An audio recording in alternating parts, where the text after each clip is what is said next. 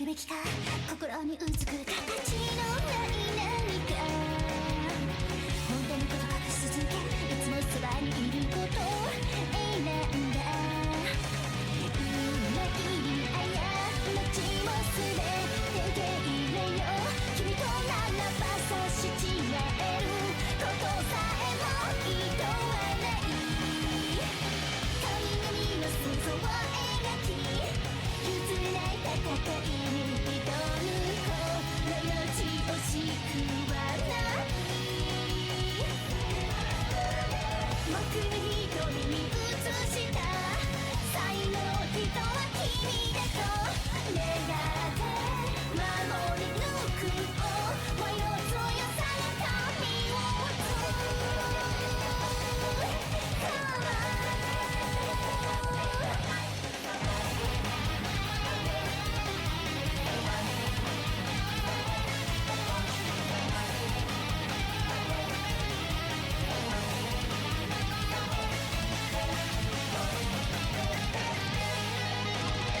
何を信じ抜くべきか答えにたどり着けないまま生きて気づかぬふりをし続けて無邪気な微笑みにのたえる傷つきび傷つけてね突き果てても君のためならば奈落の外からよみがえろう信号はまた繰り返す終わらないくら終わらせるこの正義などない君の瞳に映った最後の人は僕だと願って信じ抜く想いの強さが神を打つから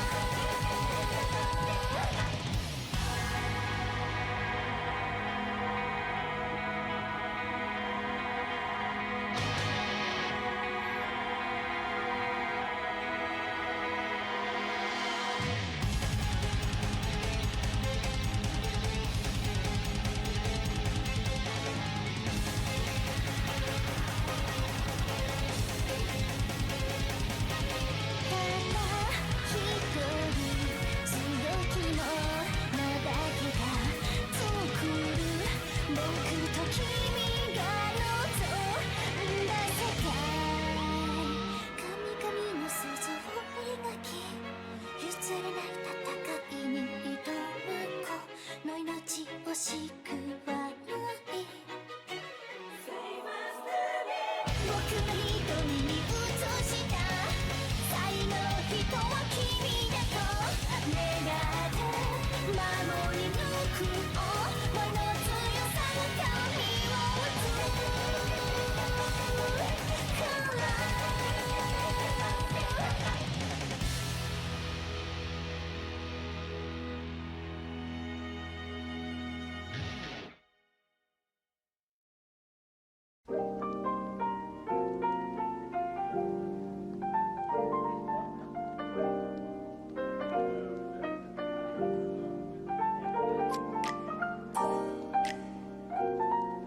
Hello. My name is Notepad Anon, and I write games for fun. So what are we doing today? Today we're going to be working more on Fortissimo. However, we've finally hammered out a bunch of things, and we're going to make things pretty easy. Generally speaking, most of the game is... You shouldn't be. I'm going to get mad because I've been playing Baldur's Gate some more today and getting gradually more angry at life. That game is going to give me a stroke. Yes, hello. Yes, hello, Kalu Kalay. How are we doing today? Well, let's see. It's been one of those days.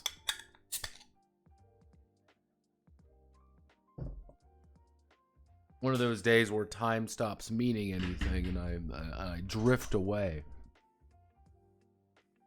Been following a few things today, so let's go over fun news, because going over fun news is very entertaining. So, little bit of news today. One More Multiverse is dead. Yes, One More Multiverse. This VTT that came out last year, roughly. It is dead. Now, we've talked about One More Multiverse before. You may be wondering, Notepad, what do you mean we've talked about One More Multiverse before? Well, One More Multiverse is the home of... Hello, phone. Is actually the home of the Blades in the Dark kind of weird pixel art thing. You kind of see all of this. They also... there we go. They also had Yaziba's Bed and Breakfast. Yes, they had Yaziba's Bed and Breakfast on here. One of their 3 games. One was a shitty version of Dungeons and Dragons 5th edition. One was Blades in the Dark, and the other was Humblewood. Now, this is also very amusing when you realize Humblewood is still $30. They're still charging you money for these things. Now, one thing to note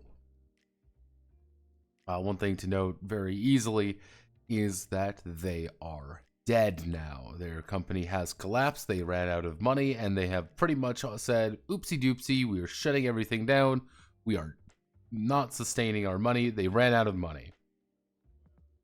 Now, yeah, no, it's, yeah, we're 5 friends in the living room wanted to make a world just for each other. This is wrong, by the way. I want people to understand. This is wrong. They say that this is like a really ooh woo. We're so cute and all that bullshit. This is their pitch book. They raised $17.5 million. $17.5 million is not a cute little project for your friends. And mind you, they actually got a lot of funding from a lot of yeah, Twitch streamer Pokimane, Kevin Lin, Kangao, Nate Mitchell, and a bunch of other people. You don't raise 17.5 million United States dollars based off of ooh, we just want to make a cool little place to hang out with. Now, the guy behind this is a little bit more interesting because if we go to, not Crunchbit, if we go here, about us, this is the main guy, Tariq. Now, if we go to who Tariq is, Tariq Shinapar. Tariq Shinapar is an investor guy. He says, oh, I'm founder and CEO. The thing is, he sold a bunch of things, mostly Edge Out GG. That's where he made a lot of money.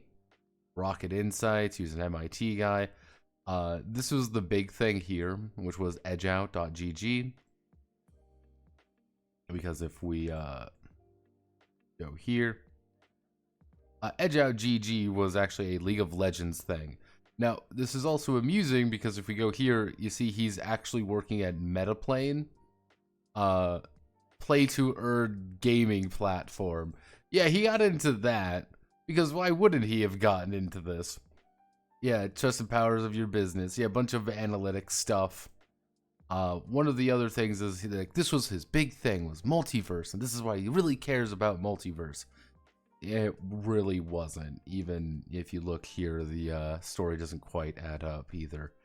But yeah, these are all the people here. Everyone has been fired at this point. Everyone has been laid off.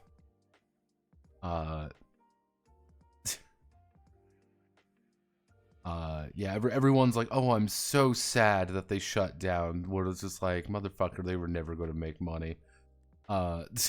This was never going to make money. You know that. Everyone else knows that. But, that's the nature of the beast. Yeah, let's see. This game makes me want to angry. I'm sick of it. I can't wait to play it again. It's my favorite game. I don't know. First day stream coming in, indie posing basically. We're such humble underdogs. We started out in the living room of their millionaire parents. I don't think necessarily is that, but like, one more multiverse had some money behind it, and that $17.5 million is now $17.5 million away, and I can almost guarantee you most of that has been split up between everyone with Chief in their name to go away. That's kind of the nature of the beast there. I thought that was kind of interesting news. One of the other weird pieces of news I heard recently, let me see. I did a little bit of looking in on someone posted about. Apparently, someone got to play this at a con or something. Funnily enough, this is a board game. Apparently, it is a board game. I know all of you might have been excited to see, oh boy, a Final Fantasy XIV tabletop role-playing game. Apparently, it is like a full-on like board game, down to the point where you just simulate raids effectively, and you're using your D20 to do extra bonus stuff. And if everyone dies, you just resurrect and try the encounter again. Yeah, it's... From what people have been saying is that it's going to be like Gloomwood. I don't know really what Gloomwood is, but it's going to be like that. And I find that kind of funny, because people were hyping it up so much. I'm like, yep, definitely a thing. You can play as your own character. Yeah. There we go. Everyone was like, oh, okay. Again, this was just what he was saying. Maybe it was just based on the con. But...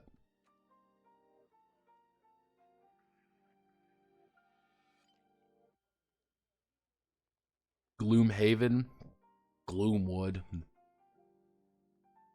Yeah, it's a Gloomhaven. Apparently it is Gloomhaven. With a Final Fantasy XIV skin on it. Which... Alright. So FF14 is mid. FF14 game is looking mid as of right now. I'll still go over it because people want me to, but it's... I'm not exactly saying, oh boy, this is going to be the greatest role-playing game of all time. No. Never played Gloomhaven, actually. Never really had any interest in it.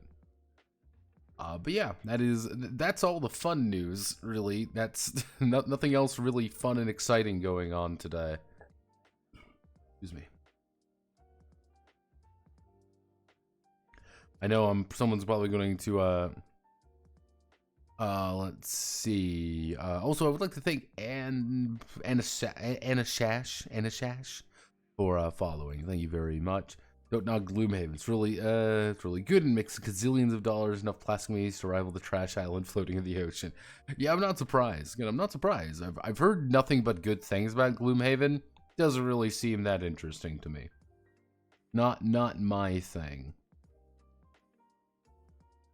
Definitely somebody's though. I'm not going to doubt that, but let's see what's on the menu. Have a little room. So, Fortissimo. Technically, we have a name for Fortissimo. Our full name for our game, or our commission project in the Fortissimo universe, is Damarung Cordioid Accord Fortissimo. This is our actual full title. Damarung just means twilight. A cordioid is a note that is outside of a chord, and accord Fortissimo. That's it.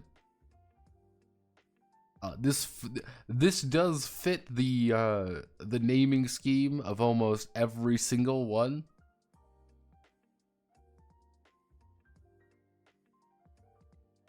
The increasingly exceeding name.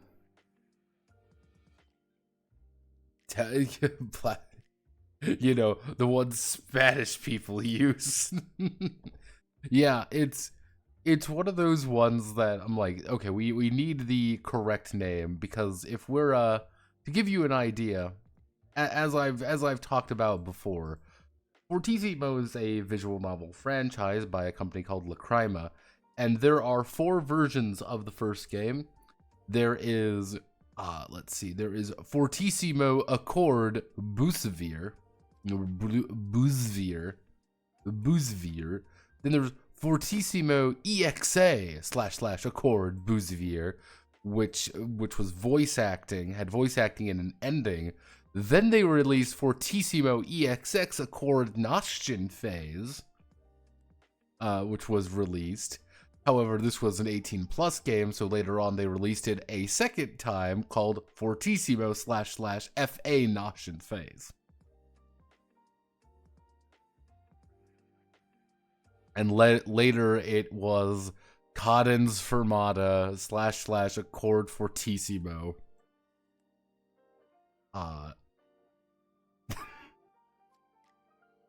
Yep. I actually got a lot of work done on this for no other reason than I just kind of got into a flow state last night. We've got our basic preface in here. This is probably the largest preface because you just have to talk about what the game is.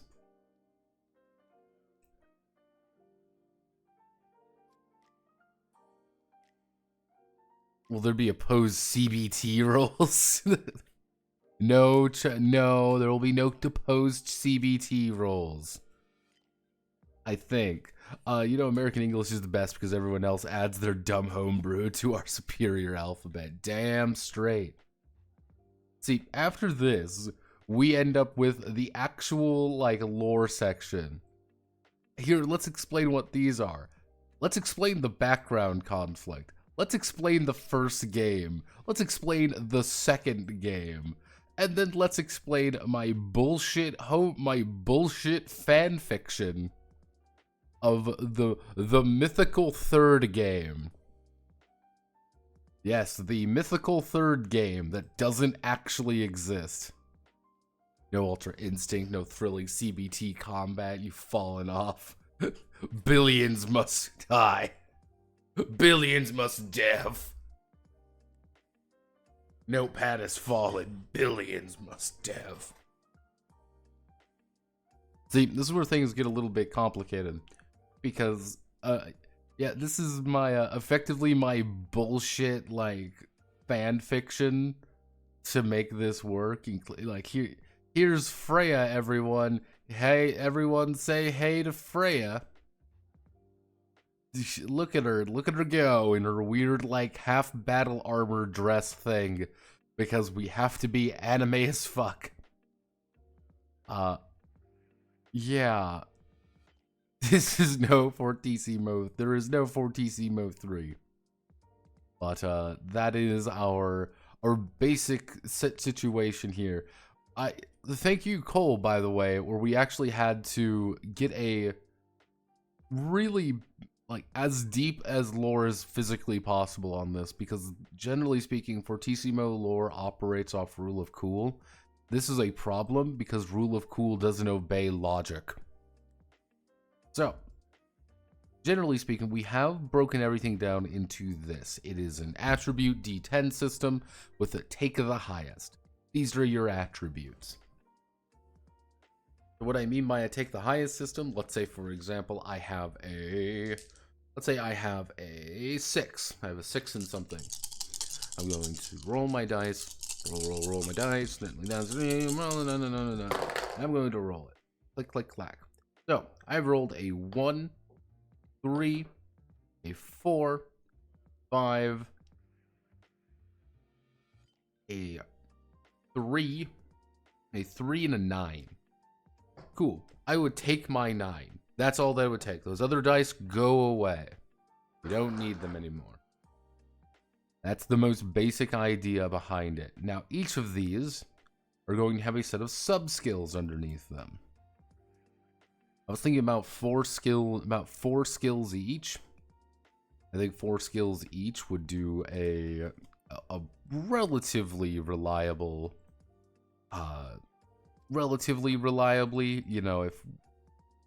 mostly because each of the actual attributes here, as you can kind of see, are more broad. It's power, tech, expertise, and comprehension. This is not necessarily, hey, you're stronger than someone, you're better at magic, you're more skillful. It's how do you choose to apply this? You could have really high technique, but dog shit mana. You can't do many sophisticated things, but you can make what you have go a long way. Versus, hey, can you act smart with it? Are you actually intelligent enough to use your ability well? Well, okay, cool, let's do this. That's the most basic thing. And these are kind of like going to be your skills. So let's say I rolled that 9. If I have a 4 in something, I would do 9 plus 4, and then I would add it to my die, and that would be my final result. Generally, if we go all the way up here, these are our attributes. Everything is going to be rated out of this A to A to F range. If you have an A to F, you're going to assign all of these to your attributes. Let's say I have an A in power. If I have an A in power, I would be rolling 60-10. I'll be rolling 60-10. However, if I have a D in power, I'd only be rolling 3d10. A little bit of a problem. These ones are going to be a little bit more special, because it's just how much actually physical health you have and how much magical health you have. Hey, I want to put everything in my attributes. Cool. You can't do much though because you're just physically weak or you don't have a lot of mana to play around with. So that's kind of that that constant back and forth of these don't really do anything for me technically, but they do give me more options. S rank vitality means you're not really good at doing many things. However, you can take a punch and get back up very easily, and that is a pretty big value, especially in a game where magicians can't die unless they get killed. Yet magicians die when they are killed, except when they aren't. So let's come up with some powers here. Actually, since we're basing it off of double cross character sheet. Save me, double cross.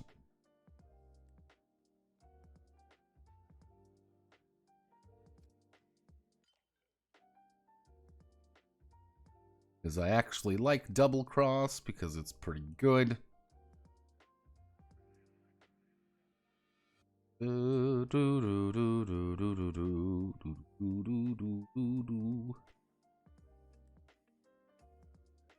So if we want to do, we can do something like, yeah, let's do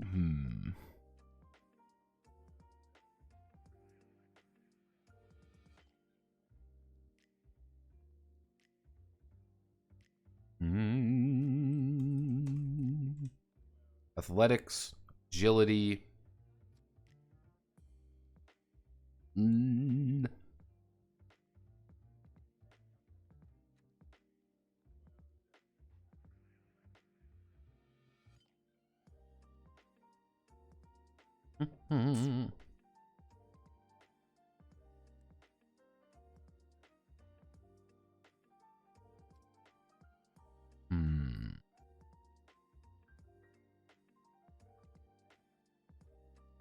Oh god, on my got something in my throat. Does this game use add note, scroll out on the mirror a bit.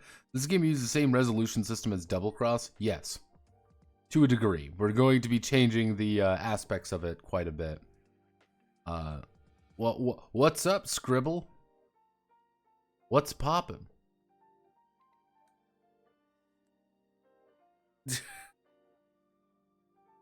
But yeah, I think about using it's done. That's worrying.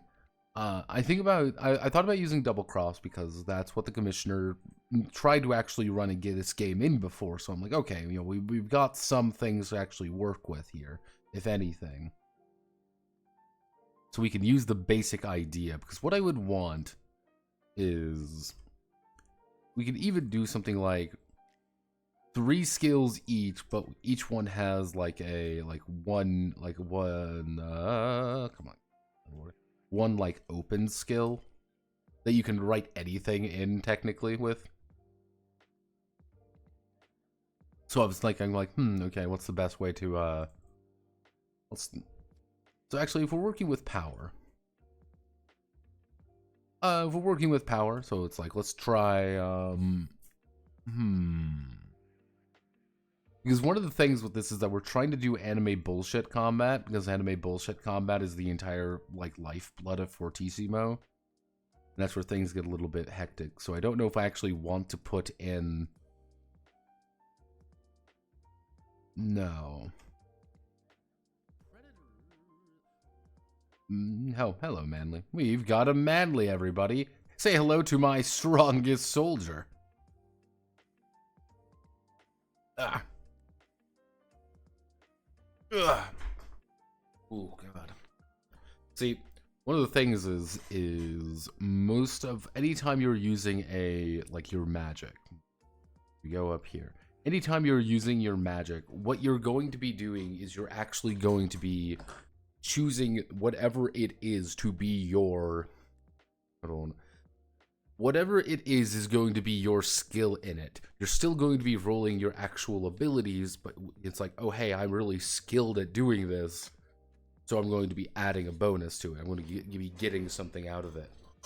That's kind of the idea there. So I'm like, okay, how do I want to make this... How do I want to make this work? We do 3 skills per... Let's do...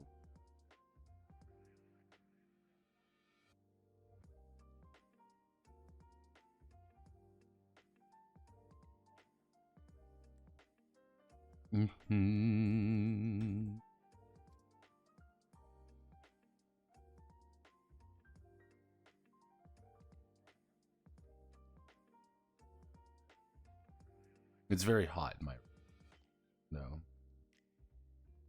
Hold on, Brian. Strongest notepad and warrior cast. Only when it benefits me, though. With his most powerful... Kiseki Manly with his most powerful weapon. A gun.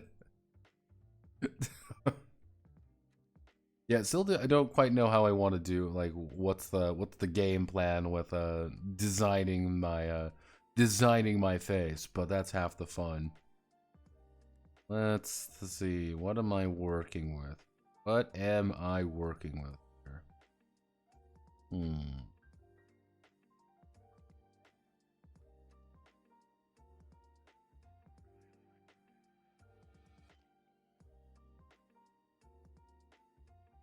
Yeah, it doesn't really help that Double Cross doesn't have too much.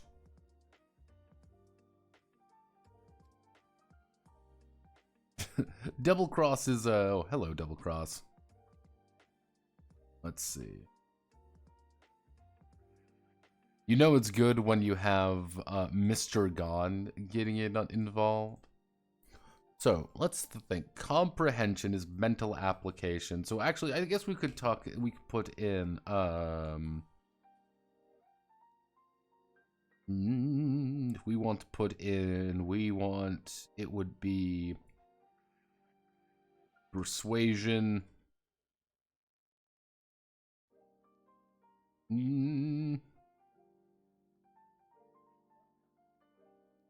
Actually,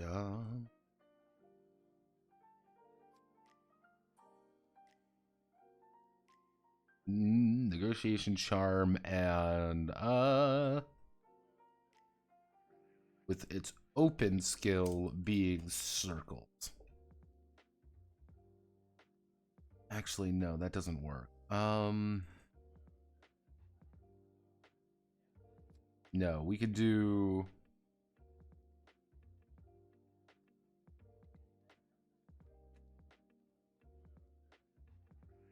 let's do, it's gonna be a terrible way of wording this, but I don't really know what else to call it. We'll do words. We will do academic. Actually, when we make comprehension, we can do an open skill. We can do an open skill for academics. Just things that you actually understand, things that you know. And then we do perception.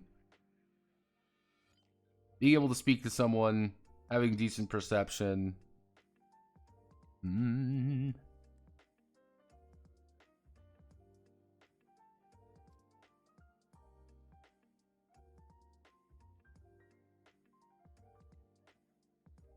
Upside down cross, clearly Freya maxing. Mm. Welcome to skill design, because I have no idea.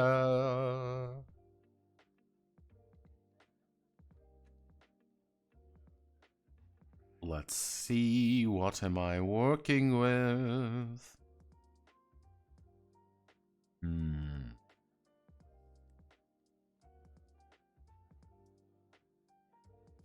You know, this is the worst part, is that I had everything, like, planned out, that it was going to be, like, perfect. And now I'm completely blanking on, like...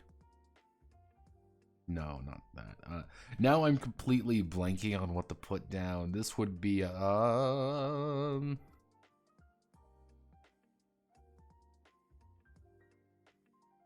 bullshit little things you can do. Actually,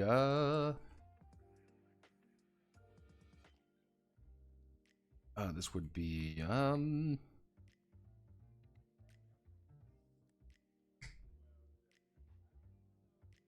this would be, technique is entirely just you're using magic to do magic things for magical reasons. This would be,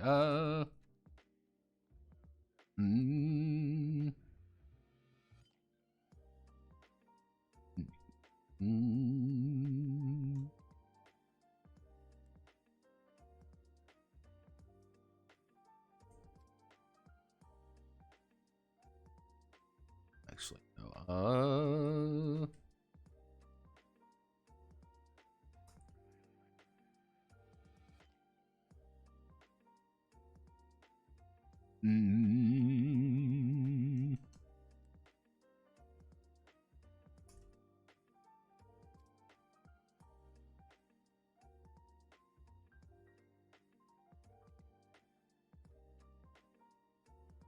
we want to do, we could do sense, because you got that sixth sense.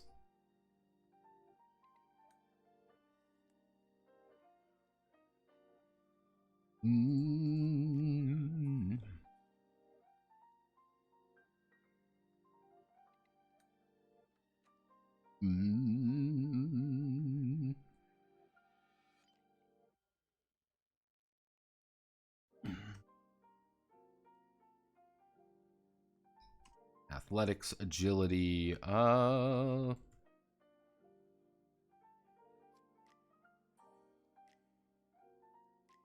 literally going to put sports down here.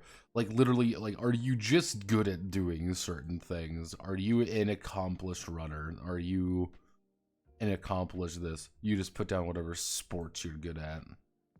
Not a very good one, but... Okay, so we've got more nulls than actual skills written in, but we at least have a sense of what we actually want to do here. They do engage in sports randomly throughout the game. See basketball. Yeah, we can kind of throw in some, like... Yeah, we can throw in things like that. The thing with sports is that it's supposed to be like, yeah, you're just trained at doing sports. And will this come up? Maybe, but you at least got it.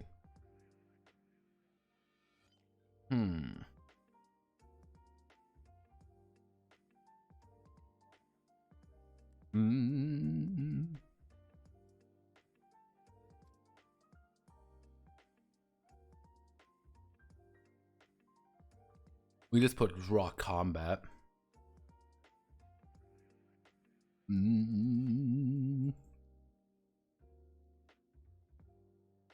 Comprehension. Okay, let's do...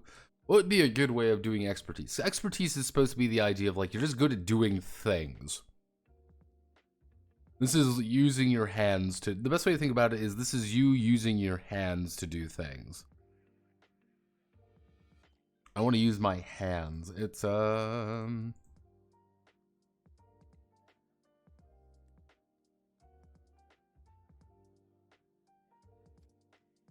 I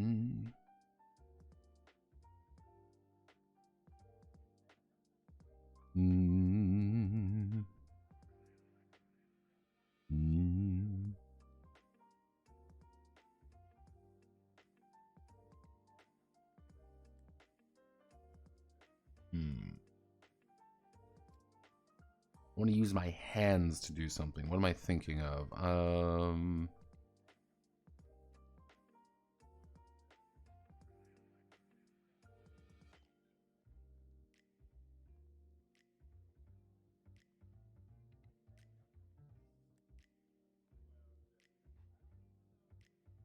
Expertise, ancient Mongolian history. That's kind of the idea of like, it's kind of the idea of like academics and hobbies, is that you're supposed to just write shit in academics and hobbies. If you want to have ancient Mongolian history as your like academics, yeah, sure, you have ancient Mongolian history. Fuck it. Will it come up? Maybe. Like woodworking, sheet metal bending, forging, all of that's kind of that. Is it hobbies? Is it academics? It's kind of the idea. Precision. Yeah, it's... Well, let's see. What am I...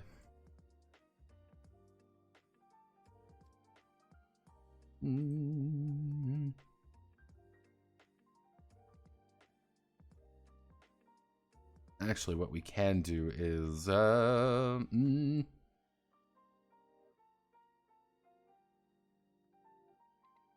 We can add in larceny. Everyone likes larceny. The larceny skill.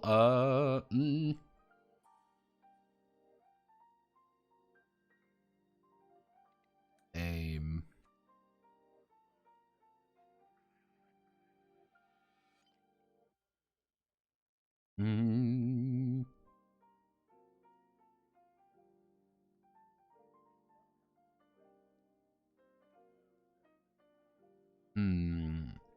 Precision skills. Let's see. Actually,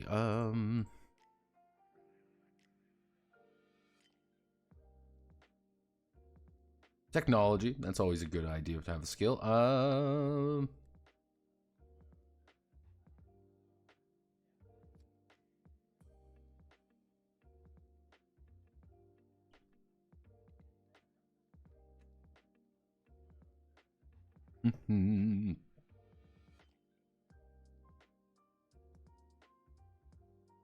Ichigo. Ichigo, let's think about this. Ichigo is a genuine, actual person who has fought in wars and definitely knows what she's doing. She's an intelligent individual. She has really high... She'd be really good with comprehension. She's very good with technology. She is very well versed in things. She also has pretty good combat abilities. And she's not very athletic or agile. Reiji. Reiji's pretty, you know, he's persuasive. He's a talkative sort of guy. He talks to people. He understands people. He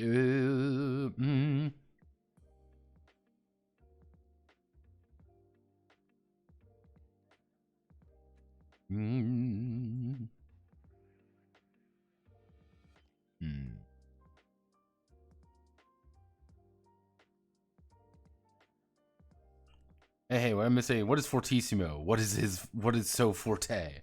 Lamau, talker, thinky boy, and he fist fights. I read Fortissimo thinking about the other Fortissimo! Heart catch precure, baby. It's all brain worms. Where none of us are getting out of the hood at this rate.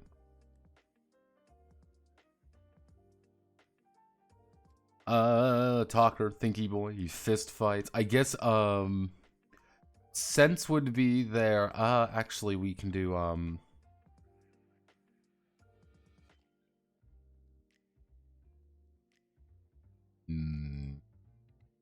Momiji. Momiji.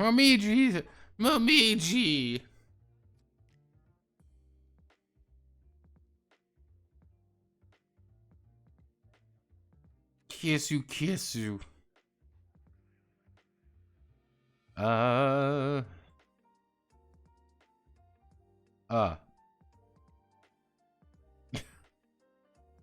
Keen intellect. We know Momiji is very smart. We know she's got a really good head on her shoulders. We know she's not very talkative with other people.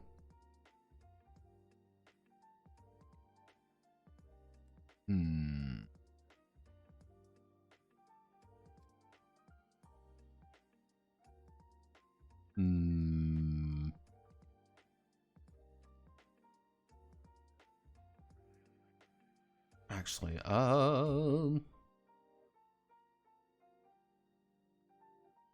we do lores, so it's kind of just literally lores, which is just bullshit shit you know about magic. So it would only be a handful of them. Especially if you use the Fortissimo 3 thing I use, there would only be a handful to actually draw from. What would it take from you to read the relic I found? I will read it later, Solid. Hobbies, insulting people. All in advertisement. So, let's see. So, if we do lore, because if we use lore, that means we can have characters know about things from the other... Literally, lore would be you know about things from the other games. So, 3 more skills. I am being smart, I am being precise, and I am being magical. Or I am using my magic.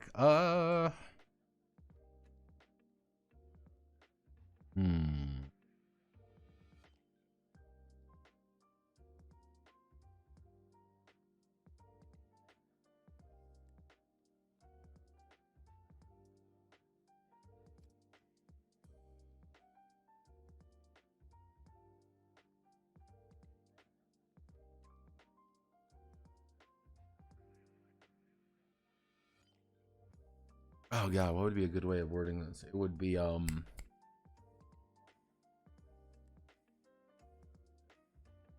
if this is kind of like your idea of this is your danger sense, this would be your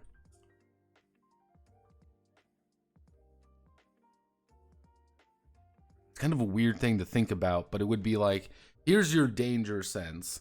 Here's your literal actual ability, your weird sixth sense that you know something bad is going on when you really shouldn't. Perception, on the other hand, is your ability to see things. Actually, if we put perception...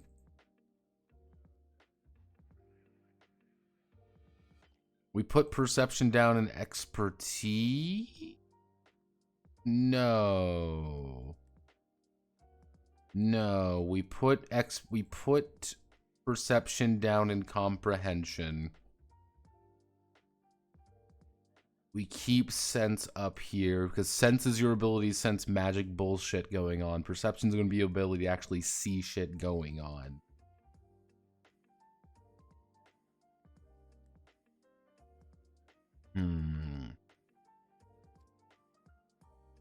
Instinct versus analysis, yeah.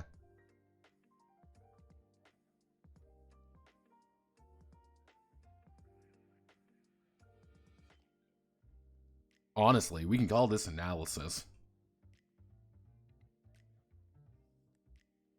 Yeah, we call this analysis, and that would be pretty, Actually, you know what we could call this? We can call this cantrip. Because if we call it cantrip, like, this is your ability to do little things. The only problem there is that it needs to apply to every single character.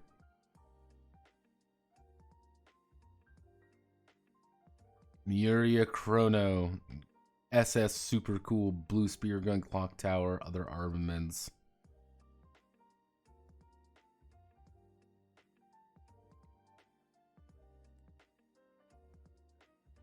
She actually has runes. Admittedly, some of her runes are Yuria shoots down bullets. Yuria shoots bullets. Yuria shoots a large bullet.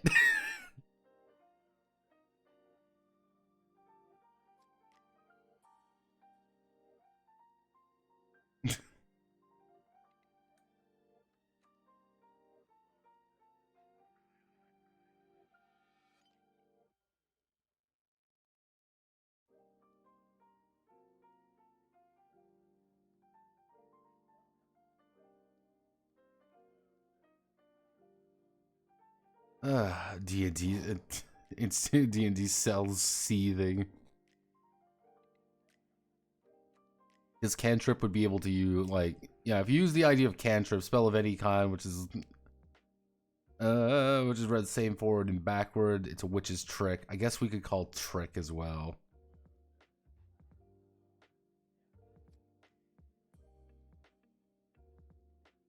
Actually, we can call it tricks. Oh yeah, it's a trick you're pulling. Expertise. So, final expertise. Larceny, your ability to actually aim and hit things. Your ability to skill. I'm working with my hands. I am doing something. Expertise is my skill at doing something. Ultimately, that is the secret. That is my I have a skill at doing something. It sounds weird, but that is the actual thing of what it is.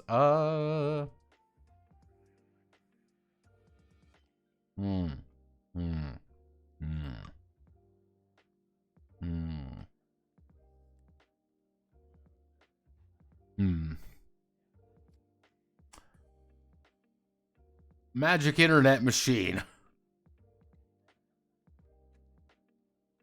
Hello, magic internet machine. Hello. I need a set of broad skills for a TTRPG under the category of expertise, which is precise application. Give me what I want.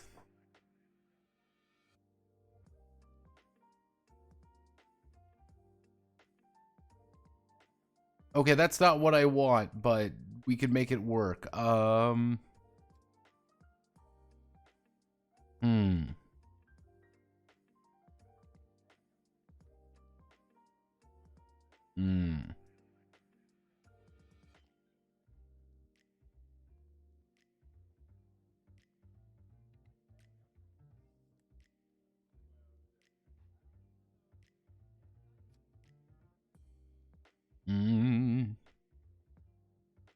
I guess if we want to be really, we could put strategy under there. That's kind of a weird one. That's weird. I don't like that. That doesn't work.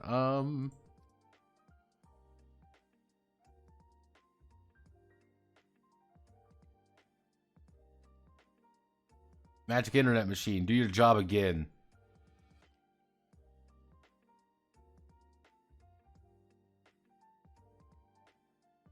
I guess making something? Crafting isn't really a thing, so why would we put it in? What am I thinking of? See, the obvious answer would be something like stealth.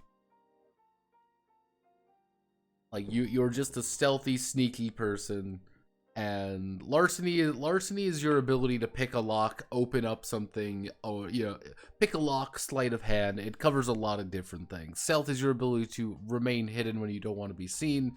Aim is your ability to actually hit a target from a distance. And then filled with random bullshit hobbies.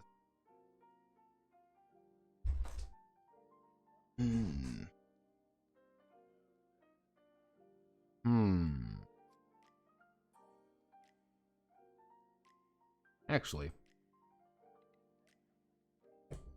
well, I just put investigation here.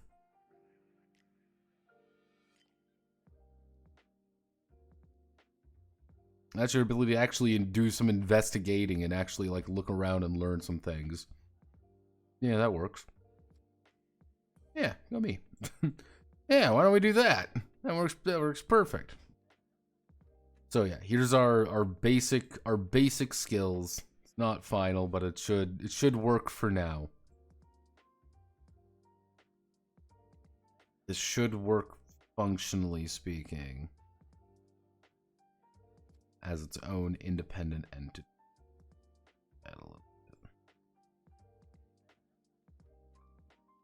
So let's see, we've done this. I mean, if we want to do, let's do some.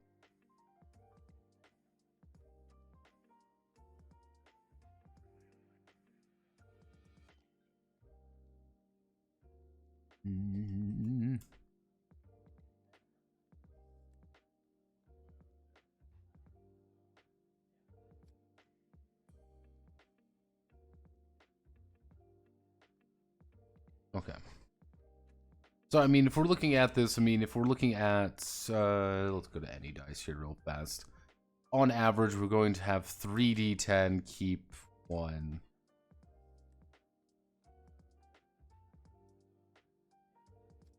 Actually, documentation, it would be, or not arbitrary dice, not sequence dice.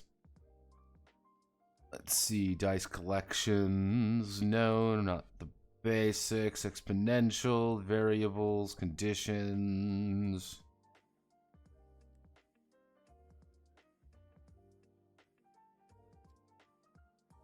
Ooh, strings with variable.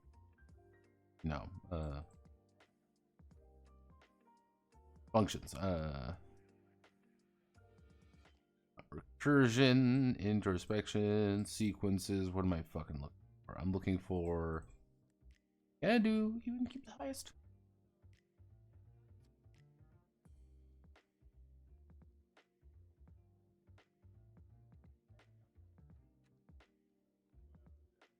Is it KH?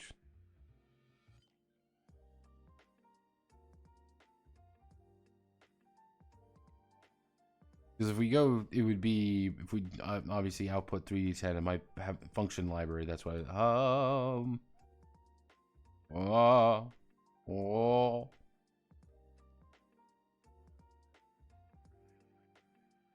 Okay, there we go. Output highest 1 of 3d10. So on average, you're going with highest 1 out of 3d10. That be what I'm looking for? No, that's not it at all.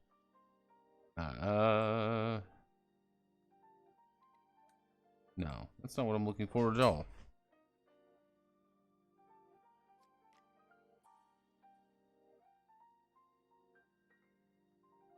I mean,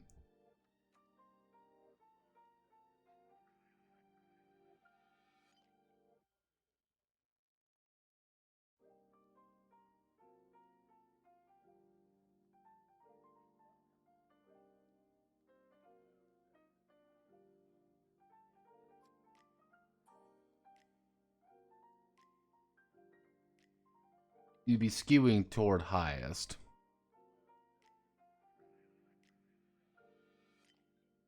Actually, what's the map?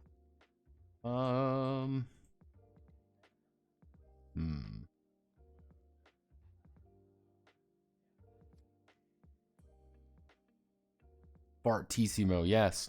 We did skills, and I'm trying to remember the exact math behind the actual skill ranking of the double cross, because something, relatively speaking, if we're assuming everyone has arbitrary number of skill points, let's say there's 1,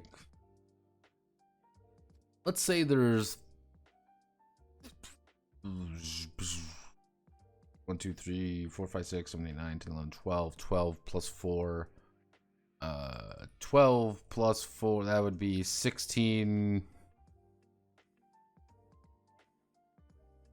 let's say 40 points. 40 points with an average of a +4.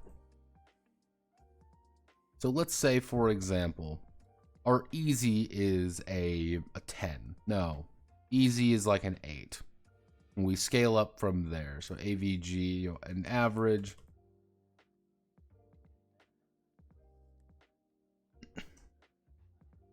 Difficult, hard.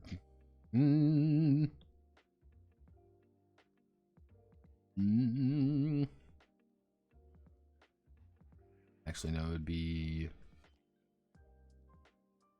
complex, hard. No, it would be difficult, complex, difficult, hard.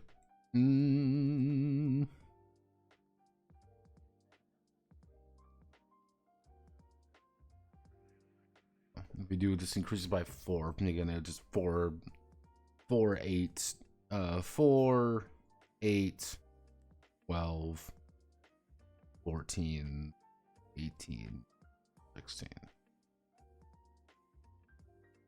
18, 22. Yeah. Okay, that works.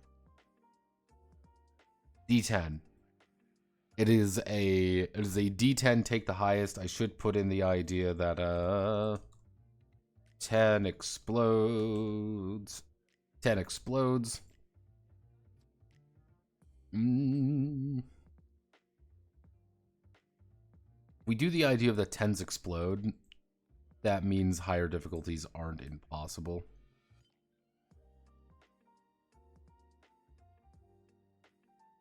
So you pretty much have a 1 in 10 chance. You have a 10% chance of having a die explode. That means you're going to be rolling again with just that die, depending on the value of it. So you might end up with, so take, so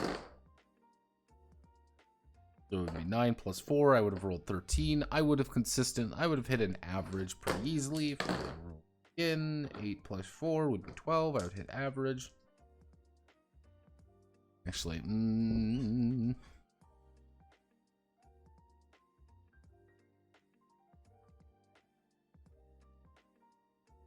why don't we reduce it to 6, 10, 14, 18, 22, 26, 30. It's not impossible to hit complex at that point. It's not impossible to hit difficult even.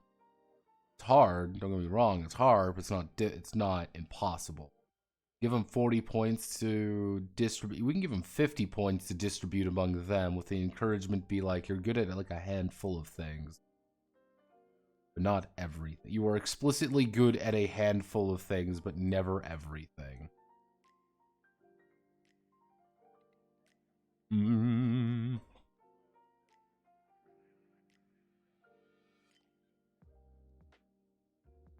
It also means we end off on a nice round 30. So technically, like, you can just roll a 10. You can roll a 10 and end up doing remarkably well. And even someone who isn't really super trained in something can, in theory, succeed most of the time if you have a 0 in something. And a 0 training is you are absolutely hopeless at this thing. And you can still technically succeed. It's not easy, but you're not hopeless at it. We encourage people to actually invest in their skills a little bit. Yeah, no, that'll work. That'll work. Not perfect, but then we go into here.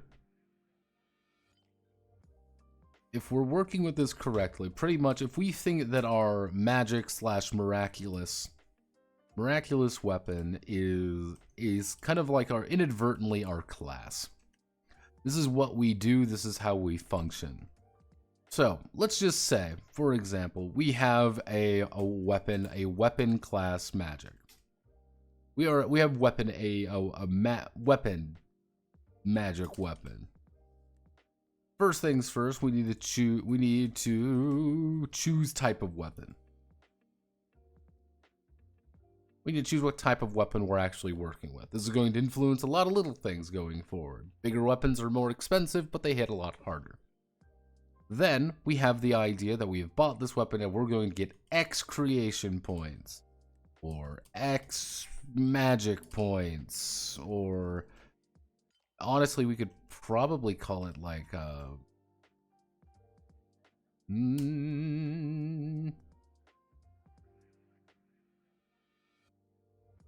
mana. Mana's inside the mana is stored in the balls. Does this dice pool take the highest? Yes, it's a dice pool take the highest, and your skills are going to add a flat bonus to it. It is entirely related to your attributes here. So, for example, I want to make a power check. Let's say I have a power of 5. I have a B rank in it. So I'm going to take my die. I'm going to take my die here. Okay, and I have a. Let's say also I have in. Let's say I have an agility of 5. So I'm going to roll my dice.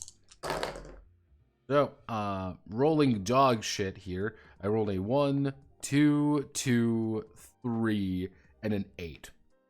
So I would take my 8 and add my 5 to that. So for a total of 13. That would be my final result. I would have beaten something average. Alright, yeah, easy enough to understand.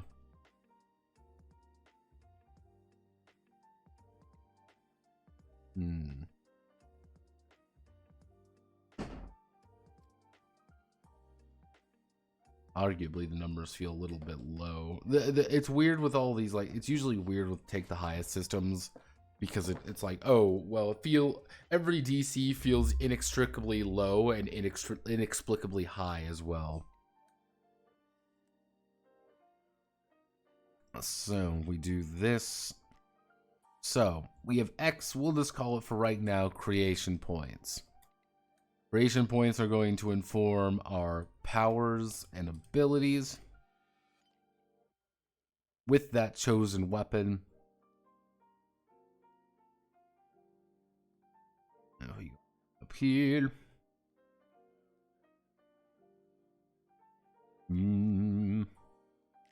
I guess that's all we really need to work with. Like, you have you have a gimmick and X amount of creation points. Nothing else really outside of that. Kind of the idea, if you go for a weapon, you are saying outright, here is my magic weapon. It is a sword that can cut through anything. I can now edit. Actually, you can get things like I can edit weapon properties. Each of the weapons are going to have their own little. We can have each of the weapons have their own little properties and give us some bonus points there. Easy. Okay. Let's do like a piece of clothing. Actually, no. We would have to define our.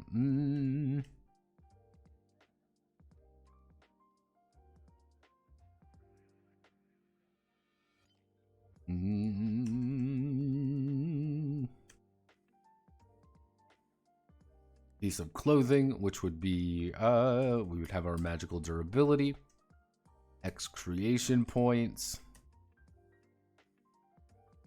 I guess that's all we really need to worry about is your durability versus your creation points.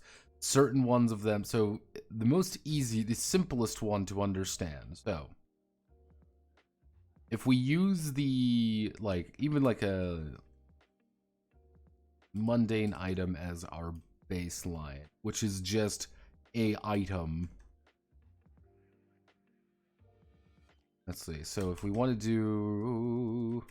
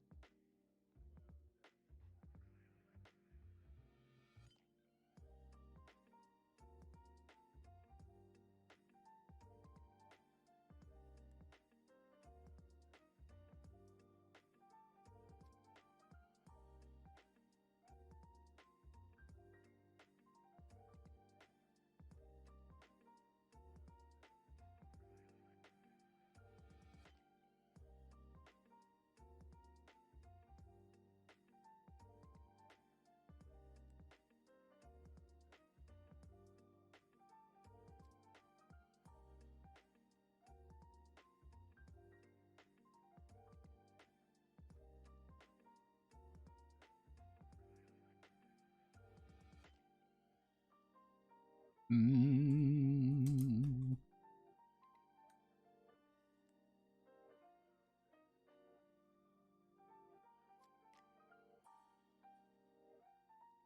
Okay. Use this. So effectively, the idea would be you have a weapon. You say, you clap your hands, oh, my magic weapon. What do you end up with? I have a katana that, can slice through the air. That's my magic weapon. It is an actual weapon. My weapon is something that can stab you to death. It is a genuine magical weapon.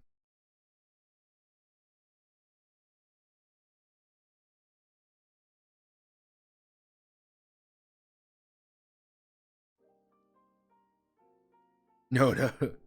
No. Your fucking arm is a good description of the idea.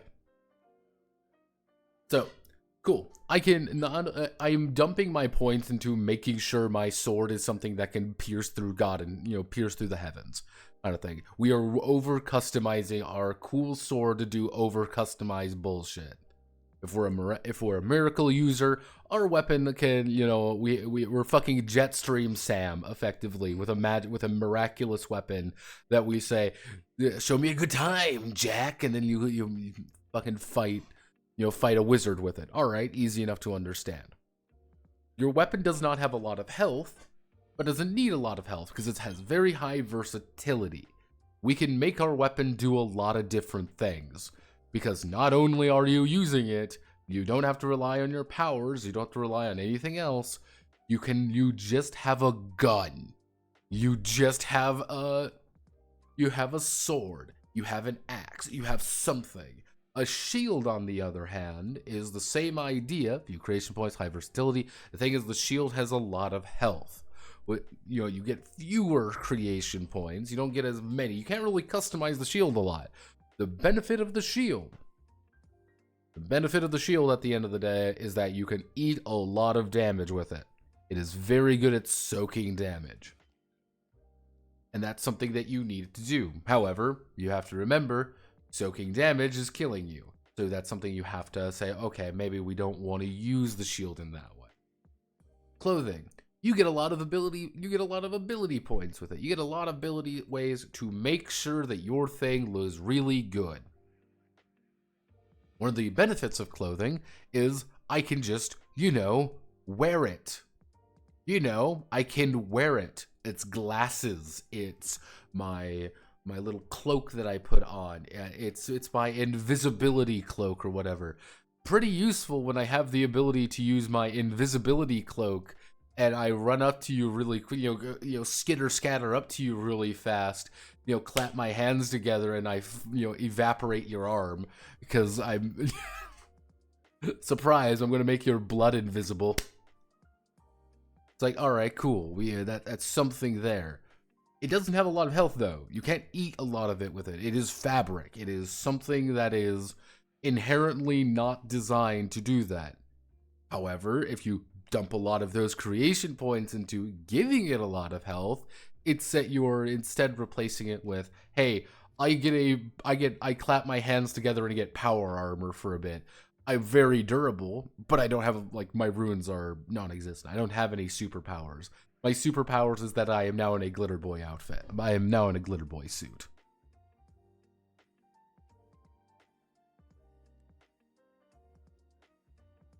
You have a sight. That is also a gun. You're seeing it. Mundane item. My phone is my magic weapon. I am almost entirely reliant on my powers to actually kill you. I am reliant on my friends to actually deal with you. I myself cannot kill you very easily. I cannot stab you to death. I cannot punch you to death. I cannot use I can't use Kaioken. I have a cell phone, but that cell phone, I have an absurd amount of concept in that says, you can't hurt me. And they say, what do you mean I can't hurt you? And you're like, nuh-uh. Or like, hey, I have an item. I have my, I'm trying to think of an item at the top of my head. I have a magic cue ball. I have my magic 8 ball. And I shake my magic 8 ball and I look at the future real fast. It's perfect actual information about the future. I can look into it and be like, yes, I understand now. I have perfect information of the future, and I understand what's going to go on, including the fact of where you're going to be when I throw something at you to knock your ass over. Oh, I have perfect information. Exotic item. You have a weird item. You have a magic crystal. You have an intricate, stupid ruby, like blindingly ruby necklace. You have something that is inherently magical and inherently weird. Everybody and their mother damn well knows that that's your magic weapon. If some guy showed up next to you and opened a phone, clicked on his phone for a few minutes, and then you're like, I feel weird, and then you exploded, you're not going to be like, yeah, I think it's the guy with the phone who killed me. No, it's going to be, no. If you see some motherfucker rolling into town with a wizard hat and a magic stone floating ominously by him, you're like, that's the wizard stone. Kill him. You get a bunch of abilities. You can't customize the item anymore, though. Like, that is what you end up with. And it's fragile. You yourself are a glass cannon. You have the ability to erase things. You dash up to someone within if I am within punching range, if I can punch you in the gut, I erase you. You cease to exist. Unless you say, nuh-uh to me, then that's bad. Integrated. My weapon is my heart. My actual beating heart. This is my weapon. All of my I have a good amount of creation points. I can really customize my ability to do a lot of cool things. I'm pretty durable as well. There's a problem. My durability is my health. That's going to be the gimmick of integrated. All magicians are functionally immortal. If I bring out my gun and I shoot you with my gun, and I am not a magician, I shoot you in the head with my gun, you fall over dead. You fall over on the ground and you are a corpse. Oopsie doopsie. Have you had a good run? But in about a week, you'll get back up. Probably within the hour, you'll get back up. Be like, I'm fine. If I'm a magic user and I kill your body, you're technically just vulnerable. I haven't killed you yet, though. I need to go over there, find your magic weapon, and destroy that. Obviously, if you're completely incapacitated, that's a little bit difficult. So we can actually have a reason that if you actually lose all your health, you don't automatically die. On the other hand, miracle users don't have to worry about this.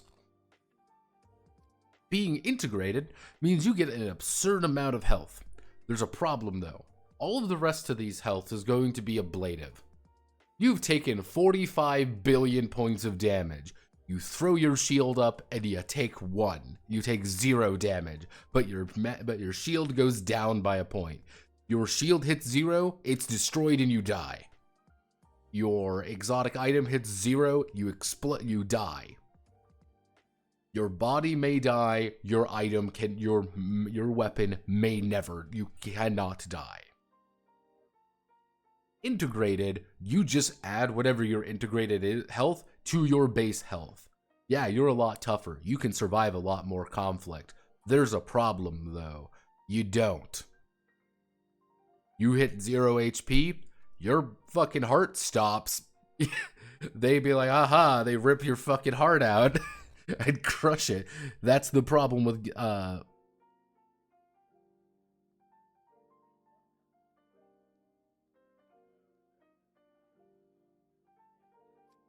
let's see, say your weapon is your heart. How do you people damage that? So that's the idea. That's how you damage that, Jaeger. Is they would just have to kill you. they literally just dogpile you and beat the shit out of you. This is really useful if it's really difficult if you're a magician though, because hey, not only is my actual flesh and bone regenerating rapidly, because I'm a magician and I can do that, On the other hand, I am a very competent individual. On the other hand, if I ever reach 0 HP by a magic weapon, which everyone's going to be using against me, that's bad. Or, if you want to be a complete asshole, someone link slashes you. Because all a link slash does is that it severs you from your magic item. Now I want you to imagine something, everybody. Hey, my heart is my magic weapon. My heart is my magic weapon. As long as my heart is beating, I have all of these cool powers. Some miracle user knows this. They get this. They understand this. Why is Manly full of guns? The real magic is firearms, thank you very much. A miracle user understands this. And you want to know what they do? They link slash you. Your heart stops. Your magic weapon is your heart. You don't have a heart anymore. You are operating on complete borrowed time, and you're going to die with probably, let's see. Let's actually play a game.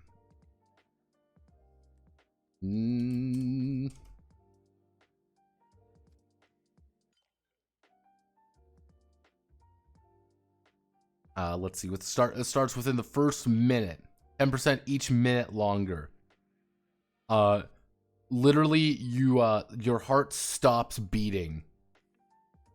Now imagine this. Someone casts have heart attack on you, and then you have to keep fighting them.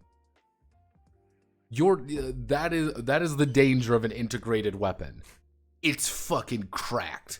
You are really durable. You have a lot of cool things. You don't have to worry about a lot of problems. You no longer have access to whatever that is. Hey, my magic item is my arm. Cool, my magic weapon is my arm. Hey, I'm gonna link slash. You don't have your arm anymore. It just goes limp. You're like, this is a problem. I can't move my arm. Hey, I can't move my leg anymore. My heart shuts down. My eye shuts down. Like, uh-oh, SpaghettiOs. Remote is probably going to be the most complicated one. Also, in case anyone wants to know, why are guns available? I cite Sayuki Kurabane, your sister from Fortissimo. Your Honor, I cite Sayuki. Sayuki has the amazing superpower of having a fucking Deeg. She is in permanent Deeg round. She also has achieved super duper speed. And in her super final access ultimate form, she literally gets guns for legs. This is her superpower. Everyone's like, damn, you're like 15. And she's like, yeah, here's my permanent Deeg round. Every round's an ECOD round if you're a real gamer. The fact that there is at least one person out there that may know that, it's great. Someone posted the Fortissimo skin on Kawaii modification board. Thanks world. Finally, I can play the World of Warships Essex with Sayuki. Finally. Content.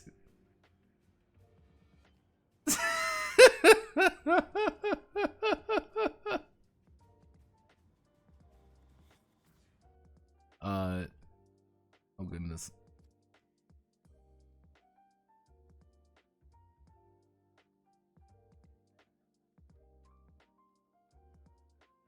But yes, no, have no fear. You can definitely do guns are canon, everyone. Everybody likes a gun. Kind of the weirder one would be remote, because remote is ragey. Because here's the thing. So, we're gonna go to our main character man here. Here's Reiji. Reiji is our protagonist. He is protagonist Coom. However, we're going to bring up Sakura. Sakura Fortissimo. Hello, Sakura. Oh, that's not how that's supposed to work. Hello, Sakura. Sakura is his magic weapon. At the end of the day, she is a fully functional human being, sort of. If she dies, he dies. And most of the time when you end up dying, it's because she dies. Because you made a clinical error in your life. However, she is fundamentally a different character from you. She can go this way. Reiji can go this way. They are fundamentally separate. However, contrasting that, let's bring up Momiji. Hello, Momiji. Momiji and her multicolored nightmare fucking CBT power. Like, Momiji's got, like, probably, like, the most bullshit power available. That has so many, like, sub-clauses in its rules. It's very funny. But here's Momiji's power. The power of autism speaks. Momiji and her power are fundamentally together. They cannot leave one another. Momiji cannot get into a fist fight while her magic weapon gets into another fist fight. That is the benefit and the drawback of a remote weapon.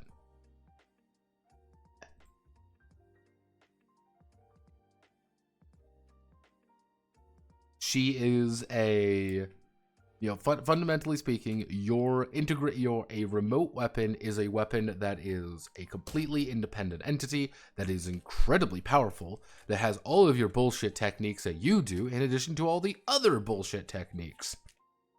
The problem, this is the counterpoint here, is that if she dies because everyone knows she's your magic fucking weapon, you die. You suddenly are not really a priority target. On the other end, you're not the priority target anymore. You're not. If you're an incredibly fragile character, having a remote ability may not be bad. Having a remote weapon may not be bad, and have them fight your fights for you because you fall over if someone sneezes on you. I think the thing here would be trying to get everything to work properly and trying to, like, define certain aspects.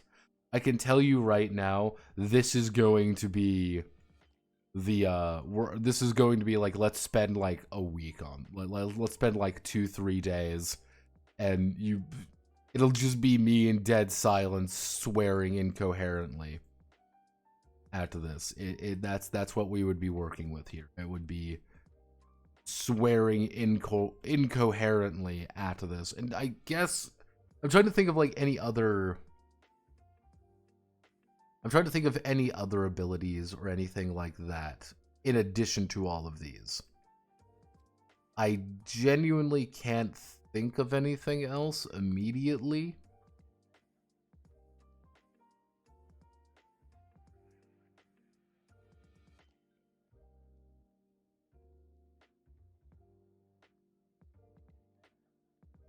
Again, it really does not help that... It does not help that Momiji has an exception clause. Reiji has an exception power. It's one of those things that, like, you notice that if you know Fate, you know this. There's a lot of exception powers in Fortissimo.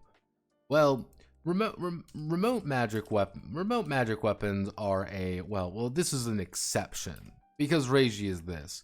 Well, runes only activate sometimes. Except. you know, it's a lot of like exceptions and ass pull. Like, genuinely speaking, there are ass pulls in this series up the wazoo. Characters do things based on the needs of the plot at certain intervals, which is a problem when you're making a game like. I think the core system works.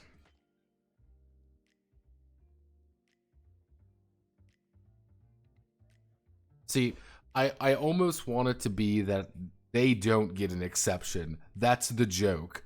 Reiji, because Reiji's still alive and well when this is going. He doesn't die at all, sort of. And because Reiji is the way Reiji is, he would end up with an ability called the protagonist privilege. Because he is the protagonist, he is allowed to break the game because he has the ultimate magic. Because remember that, everyone. At the end of Fortissimo, at the end of the first Fortissimo game, Reiji inherits something called the ultimate magic, which lets him do things. Yep, that's it. He inherits the ultimate magic, the final magic. He gets the fucking Holy Grail, and he's like, nuh-uh. What does he do with it? Fuck everyone over.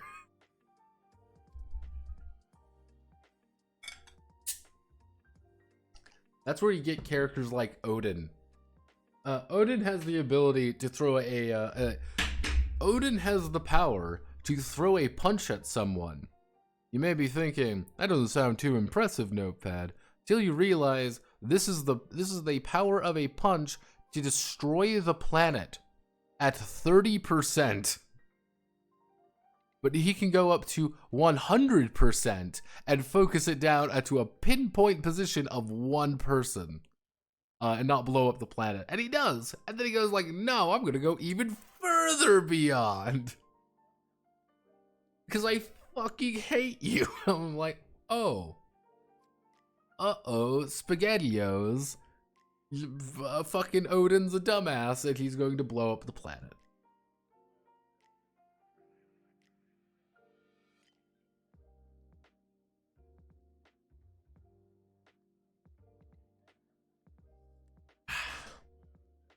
This isn't even dealing with Rouge Flame, you know, the guy who has the power of the actual sun. Yes, the sun. Mm-hmm. The only thing I'm slightly worried about, see if like... Mm.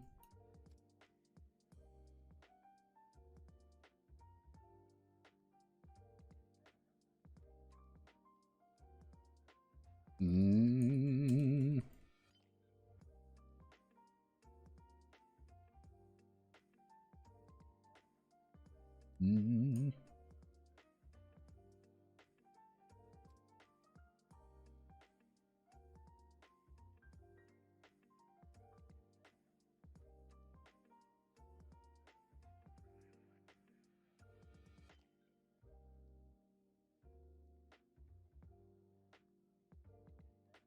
Oh yeah.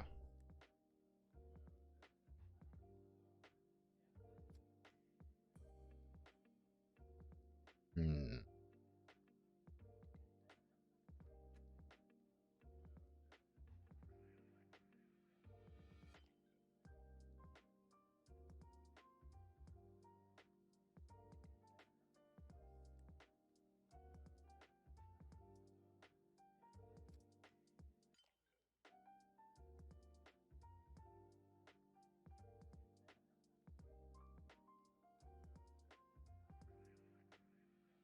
Because that's going to be, I think that's the main advantage of a miracle user is that they have access to, miracle users have access to a lot of toys to play around with, and they can remajigger all of their abilities.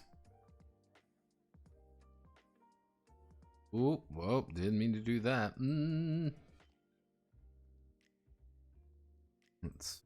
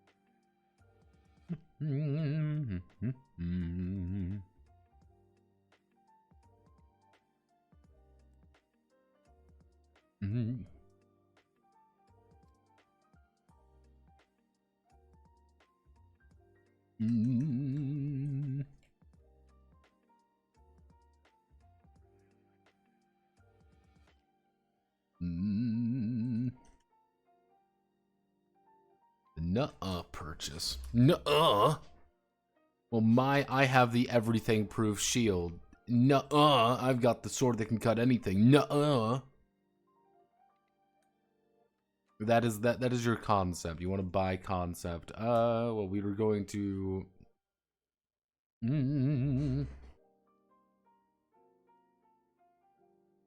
limited constant.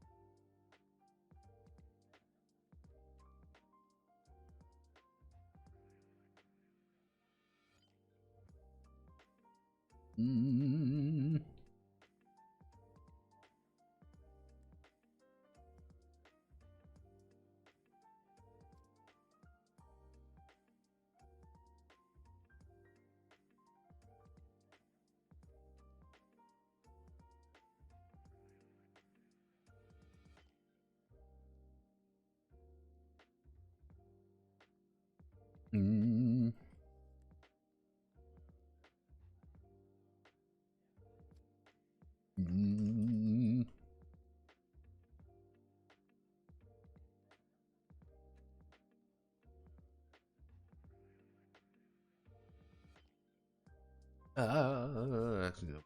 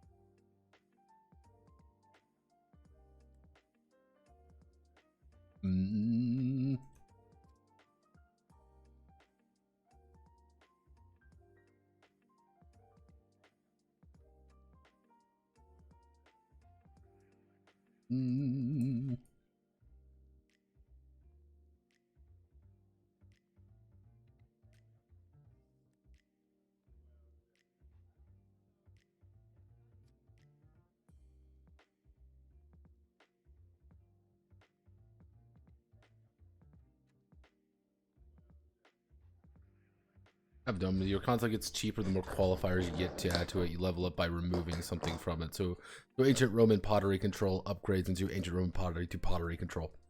See, that's not the idea of concept. This is the thing, Phil. This is the thing with concept. Concept is saying, let's say for example, I have a shield. I have a weapon that says I have a shield that nothing can go through. I have the unbreakable shield. Nothing can break that shield. That is my power. I dumped all of my points into making this the unbreakable shield. But I have 0 concept into it. Someone hits me with a sword that can cut through anything. They put 1 concept point into it. It cuts through my shield because it overrides my reality. On the other hand, If I put 2 points into it, their sword that can cut through anything cannot cut through my shield that cannot be cut through. Some characters, Jin, for example, Jin's a little shithead. Not Jin Cosmo, Jin Arazuka. This is Jin. Jin has a magic smartphone. Jin effectively has the power to define rules. That's his only power. He can define rules. However, if someone can beat his concept out, he will not. His power is nullified. That's the thing. If someone can go around his rule, a character manages to do that and break his rules, or they have to work around it. He can define a rule and say, hey, this is my thing that is universally available. You cannot kill this man. He is invincible. He cannot die. However, I have used, my sword has a higher concept, and because I have cut him, he is dead. I have killed this man. And that's like Jin's entire gimmick. He is not physically strong. He is not physically impressive. He is not actually that much of a threat. The problem with Jin is that he is very, very good at manipulating the reality around him. You can't hurt me. Oh, well, if you don't kill someone right now, oh, well, reality is going to collapse and everyone dies. So, you have to kill someone now, but you can't kill me. So I'm going to force you guys to fight each other, because I can do that. Because I'm a little asshole. Hey, I am immortal. Like, I cannot die. No matter what you do, no matter how many times he is impaled, no matter how many times he is, eviscerated, he cannot die. The problem is, if someone beats his concept, he goes through it, he kills him. This proves to be a problem in 2.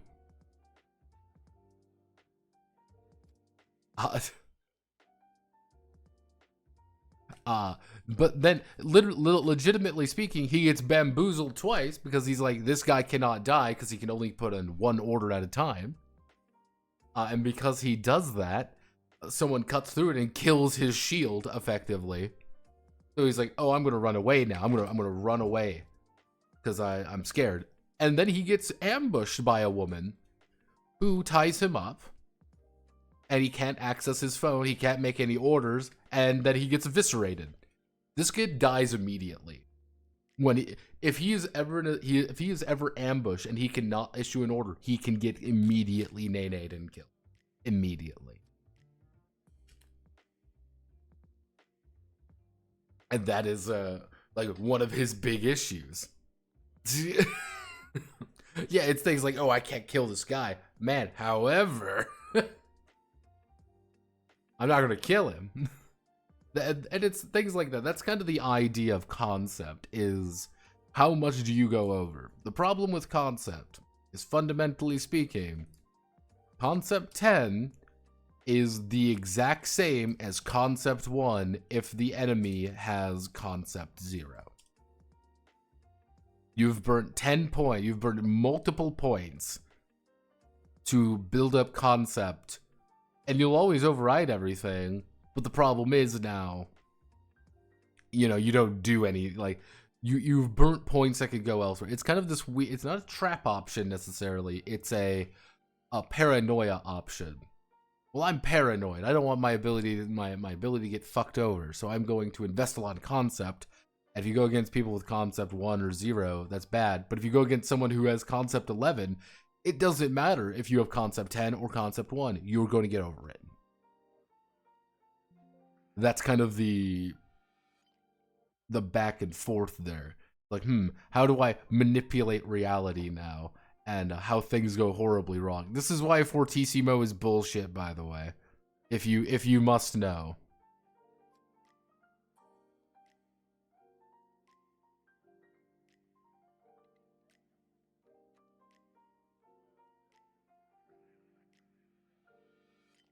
If you must know.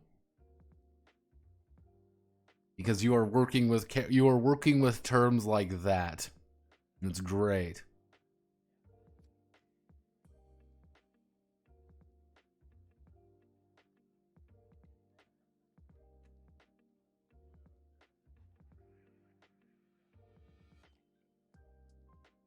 Let me do a quick. Are people posting cringe?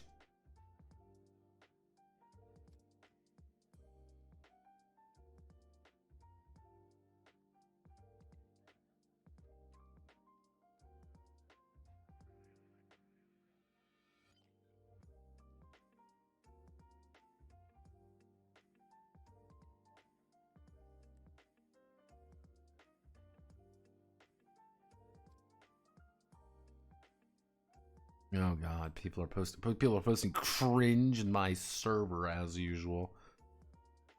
Let's see. So frequently usable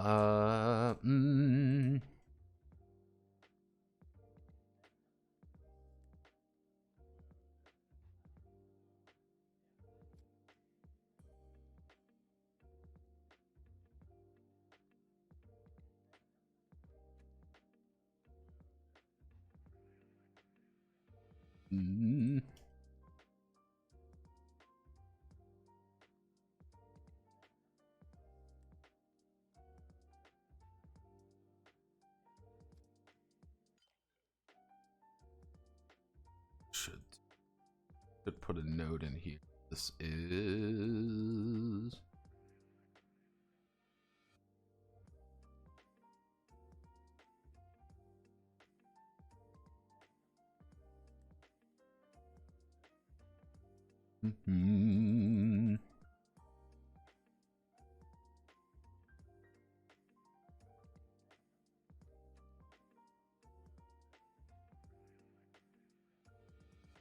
non-esoteric, so we want to do concept, which is then going to be followed by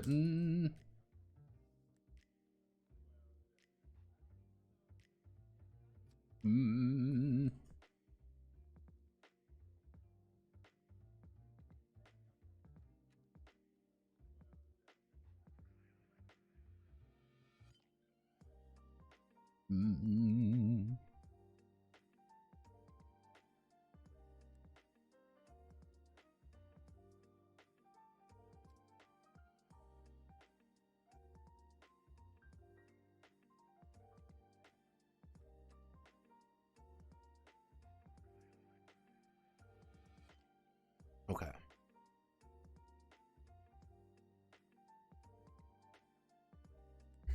So at the end of the day, like at the God's honest truth of the matter, most situations are going to boil down to creating two kinds of runes.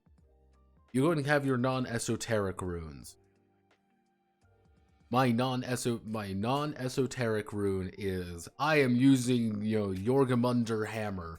What does this ability do? I punch you really, really hard. Hey, I'm using, Ragnarok Death Blow CBT Ultimex Buster. It's an attack. I'm using Perfect Kinetic Defense or whatever. That would be a non-esoteric rune. The idea of the non-esoterics is that these are doing something very tangible. We can even do like a... These are doing something extremely tangible for you to succeed or to fail at or to do anything like that. This is your tangibility. Hey, I want to hurt someone with an attack, and I want to bump up my attack value really, really high. You're going to create a non-esoteric rune. Hey, I want to clap my hands together and take the form of somebody else. Esoteric power. That's kind of the esoteric versus non-esoteric. Da Capo. Reiji's power is called Da Capo, which he can revert any object up to 24 hours in time. That's it. That is his power. Ultimately speaking, that's just an esoteric rune. It has about, roughly speaking, 0 concept.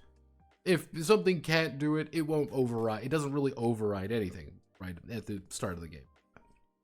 It is pretty, it's an active power. He can use it pretty actively, and it's immediate. That's kind of the idea. He can't just walk over and do it, and do it all the time to everything at once. No, it's an active ability. He has to walk up to something, he hits it, da capo, and it comes back. And it's pretty versatile. It's pretty versatile. So yeah, that's something that he can use pretty frequently. And it's got a medium impact. You can't affect people with it right away anyway. You can't, there's a couple exception clauses to how it works. It's like, all right, cool. We've got things. He develops it. That's a big thing. He develops it. Royal Guard. Honestly, making Royal Guard would just be a non-esoteric ruin.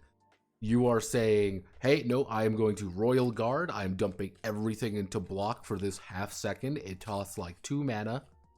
And that's what I do. I Royal Guard. Royal Guard. Royal Guard. Royal Guard.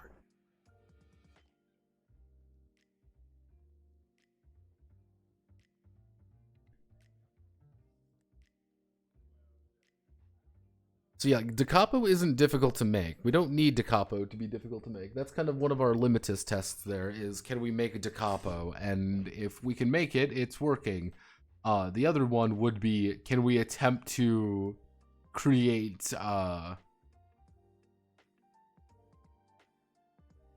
can we attempt to create this? Yeah, you can, red cell phone with black fire decorating. But its true power allows him, the game master, of absolute rules. Or his attacks unblockable, rendering his opponent every course of action.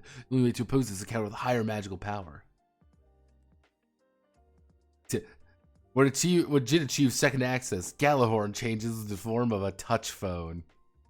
Yeah, fucking nerd has a goddamn flip phone.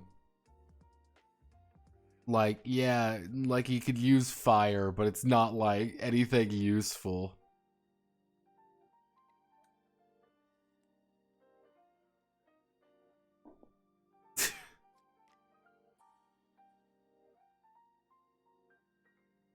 Yeah,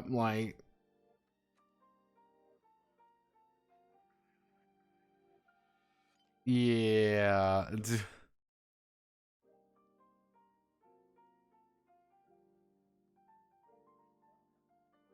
Yeah, then he gets ugh.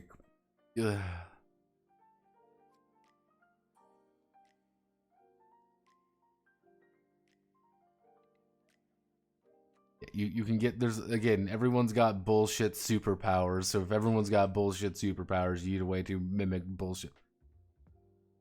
How the fuck did you just put out limited? Yeah, limitus test. Limitus.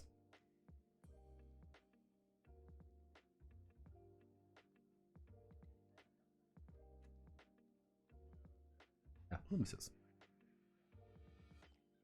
Litmus? Litmus. Litmus. Litmus. I'll have you know.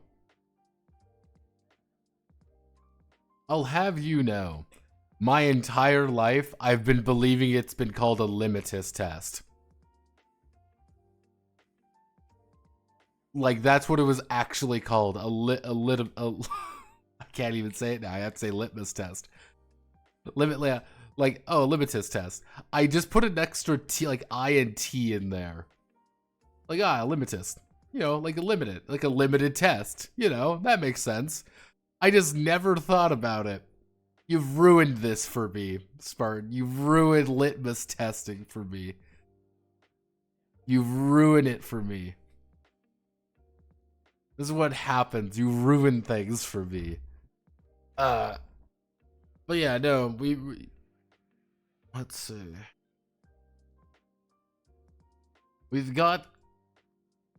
I think we've got a lot of the game hammered out at this point. I'm feeling pretty confident.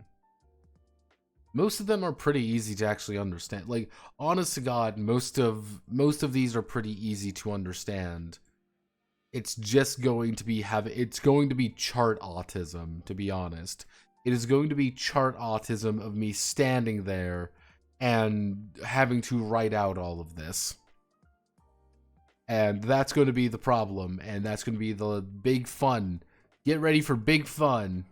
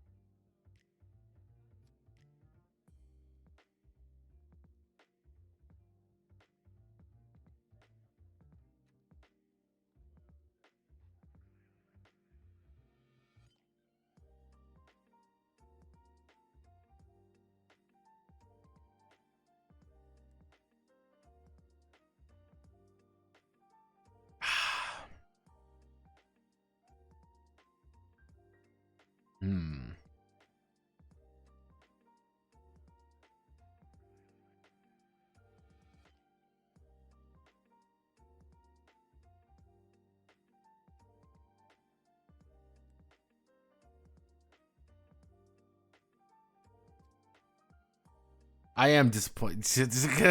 But yeah, generally everything should be... I think the basics are all hammered out. I think we can begin development pretty easily. Once we hit... But it's going to be one of those things. We're going to write out everything on Wednesday. We're going to get the basics hammered out. And then on Friday, we're going to really start having to just start doing things. We might do what we did with Ultra Instinct and actually jump ahead. That might just be a thing we have to do. We jump ahead into combat and we hammer out combat to be the way that we want it to be. Once combat is done, we go back and we start hammering out all the ruins and stuff. Just to say that it's there. We might have to do it the other way around. We might have to do it...